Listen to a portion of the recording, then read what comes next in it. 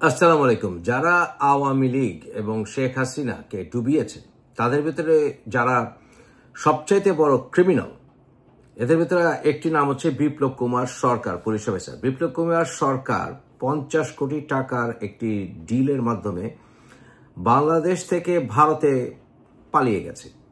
তবে এই ডিলটার মূল বিষয় হচ্ছে 18 কোটি টাকা এবং সেখানে জড়িত আছে শামসুজ্জামান শামু, রংপুরের 3-এর বিএনপি ক্যান্ডিডেট।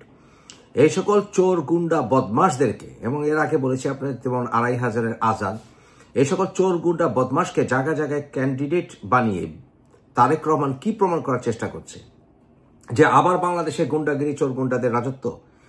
এটা কি বিএনপির হাইকমান্ডরা যারা আছেন তারা কি মেনে নেবেন? এবং তারেক রহমানকে উচিত না এগুলিকে সবগুলিকে রিভাইজ করা?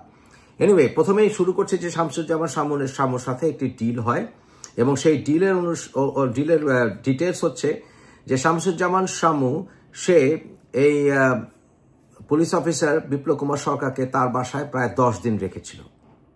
বিপ্লব কুমার সরকার 50 কোটি টাকা ডিল করার মতো টাকা কোথায় পেল? এটা তো নিশ্চয়ই বুঝতে আর অবাক লাগে না যে এরকম একটি অফিসার সে এত টাকা ডিল করতে পারে।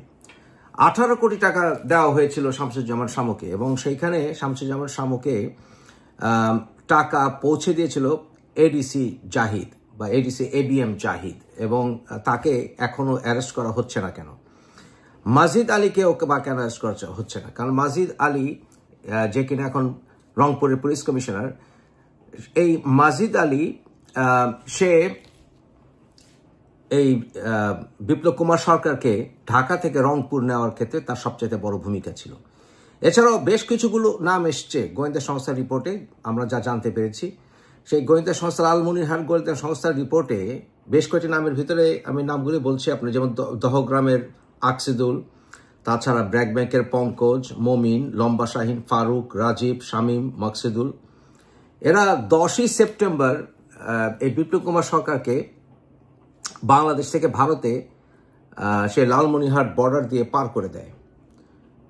সুতরাং এদের বিরুদ্ধে অ্যাকশন নেওয়া হবে না কেন এবং এদেরকে অ্যারেস্ট করা হবে না কেন ইমিডিয়েটলি? এবং বিএনপি কেন শামসুজ্জামান শামুকে তার ক্যান্ডিডেটার বাদ করবে না আমি জানতে চাচ্ছি। এবং পুলিশ কেন এদের সবাইকে অ্যারেস্ট করবে না? কেন এরকম একটি চোর এবং একটি বদমাশ যে রংপুরের ডিআইজি, তাকে এখনো কেন পদে বহাল রাখা হবে? উত্তরগুলো কি বাংলাদেশের পুলিশের হাইকমান্ড দিতে পারবেন আমাকে, বা বাংলাদেশ সরকার আমাকে দিতে পারবেন? বলেন। আমি কোনো অবস্থাতে কোনো নির্দিষ্ট দলের আমি দল কানা না, আমি কোনো দলকে আসলে ছেড়ে কথা বলি না, কোনো নেতাকে আমি ছেড়ে কথা বলি না। আমার কোন নির্দিষ্ট দলের পা চাটার প্রয়োজন নাই।